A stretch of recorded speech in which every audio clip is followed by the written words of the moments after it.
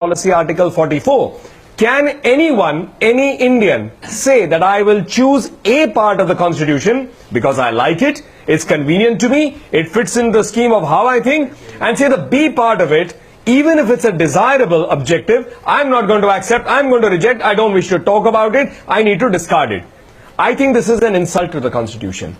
I think it is disservice to every Indian, irrespective whether that Indian is a Hindu, Muslim or anyone, in 1950 who chose to be part of a secular country. No, so how does this apply in the context of what Mr. Owaisi has said? How is what you're saying? What are you accusing Mr. Owaisi of? Are you saying that Mr. Owaisi is disregarding a part of the Constitution? Please address the gentleman who you are on the debate with. No, what is your point? Are you responding to it? Please address him directly. Clearly saying so.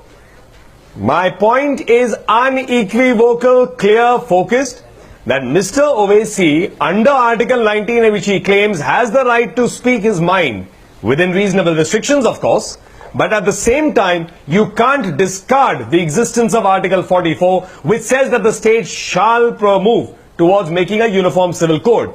And even before the very articles that they claim about or anyone argues about, the Constitution's preamble, which is the opening statement of the Constitution, that intent is unequivocal when it speaks about justice, liberty, equality of status and opportunity. So, Mr. Goswami, why are we in this discussion? This discussion about uniform civil code comes because primarily today in the Supreme Court there is a petition on the triple talaq.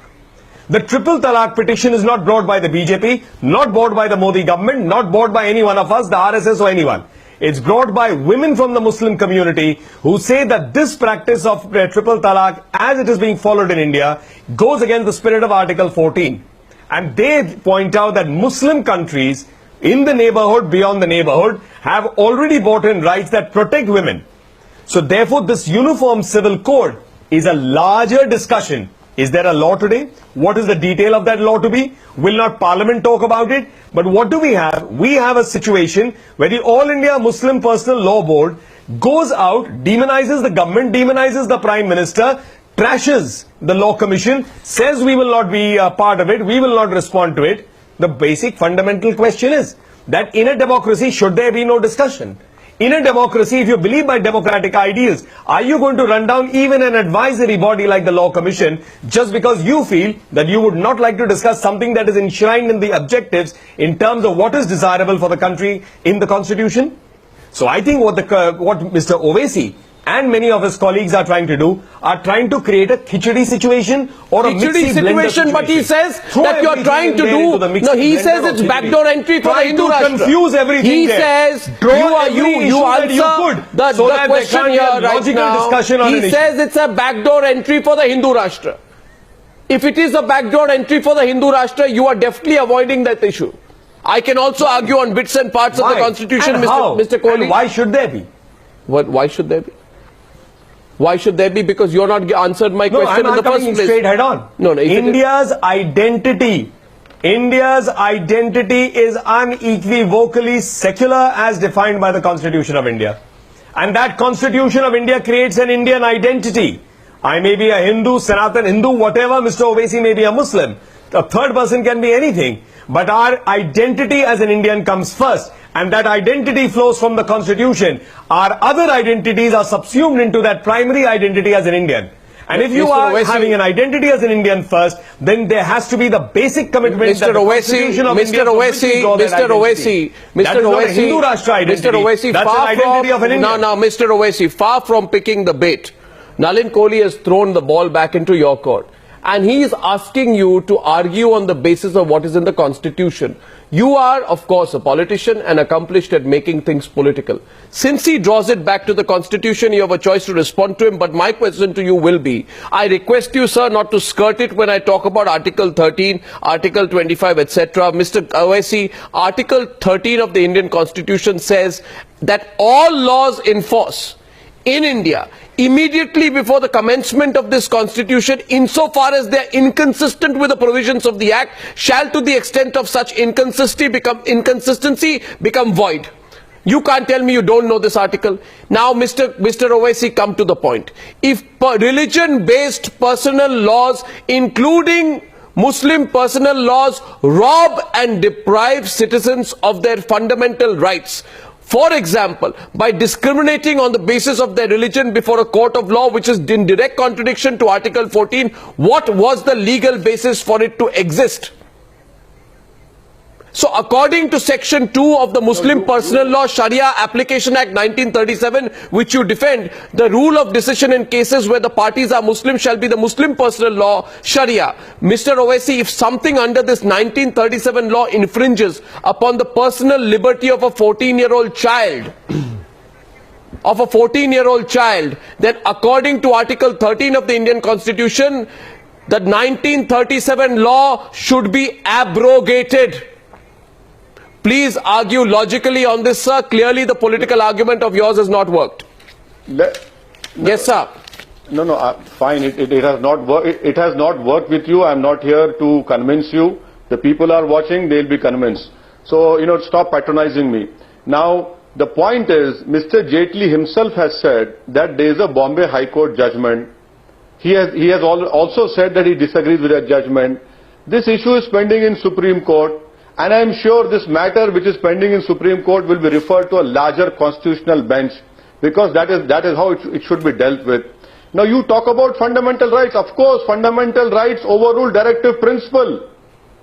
That is my basic argument, that the fundamental rights are above the directive principles. Now this government is completely forgotten fundamental rights. They talk about beef. They talk about things which is of political convenience to them, and that is Uniform Civil Code. Why not the directive principle of Article 47, Nalin Kohli? You have empirical data of 1 lakh people dying every year in India. This is not told by me, but by your own transport minister. Why don't you impose prohibition? Why can this BJP government say categorically, fine, I agree with Mr. Goswami's argument. You are going into election in Goa. Say very clearly.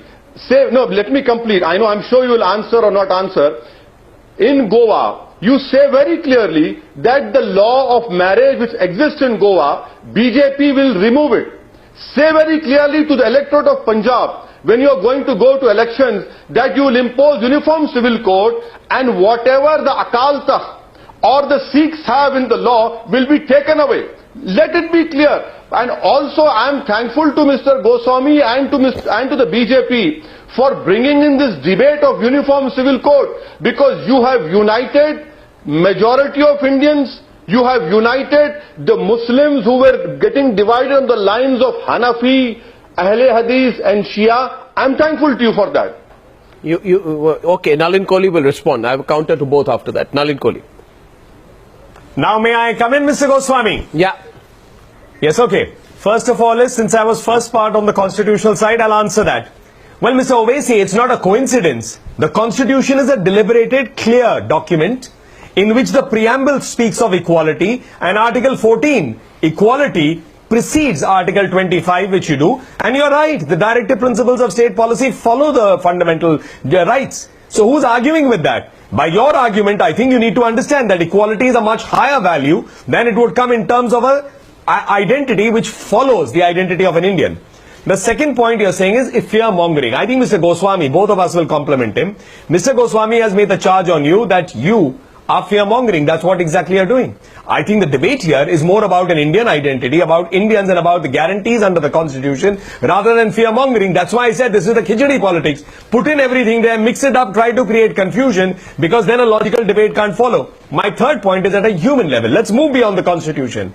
Mr. Owaisi may or may not have a sister, a real sister by birth, but he may or may not have a daughter, he may or may not have a wife, but he's certainly going to have a mother as everybody else. So the question that fundamentally follows is that should not a man or a woman by the Constitution have equal rights? Arnab, and can there be anything that would come in the way of denying one segment of the population rights? 1 second, Mr. Kohli. Mr. Kohli, don't put it as a I don't want. Arnab, allow me. Allow. 1 second. Can I intervene and then you come in, Mr. Kohli? No. This is not. Not to cross decency. 1 second. 1 second. Myself. 1 second. Mr. Kohli, I am allowing a rebut by Asaduddin. I am allowing a rebut by Mr. Owaisi. Has the right to rebut. He has the right to rebut. He has the right to rebut. Go on, Mr. Owaisi. I will reply, Arnab, I will reply in the same indecent way which Mr. Kohli has just now crossed the limits No of personal decency. arguments, sir. This is the problem with Hindutva forces. You don't have an argument, you become intellectually dishonest and you make a personal attack. Arnab, can I remind Mr. Honorable Kohli, you talk about my daughter and my sister. Where is the Prime Minister's wife? No, Mr. Owaisi, Mr. Owaisi, you see the problem is, Mr. Owaisi, no, one sec, Mr. Owaisi, now at this point, at this point, no, this has to stop. You come back to the subject. No, I am intervening at this point. Can I please, gentlemen, come in between both of you? And I'm making one point. Can I ask both sides to be quiet for a minute? 1 second. We request both sides to be quiet for a minute, and I request you to be quiet for a minute. And no, we were having a fantastic argument. Sorry, no, 1 second. 1 second, Nalin, now wait a while, okay? Not at all. Wait a while. Can I request both the gentlemen, distinguished gentlemen, be quiet for a while? No, just Mr. Owaisi, now as an anchor, I'm requesting both of you. I'm making a genuine request to both sides tonight. I'm requesting both of you. I was actually enjoying this debate greatly because I think intellectually solid arguments being presented on both sides is good. Now, I would like to make a point out here. Mr. Owaisi, now Mr. Kohli, to you please. I know you meant it as an argument. No, 1 second, 1 minute, just a minute. Mr. Owaisi, may I come in? Mr. Owaisi, I want to go back to the subject. I don't come to your program. I don't go to any program Mr. Owaisi, wherein someone talks about my daughter. Mr. Owaisi,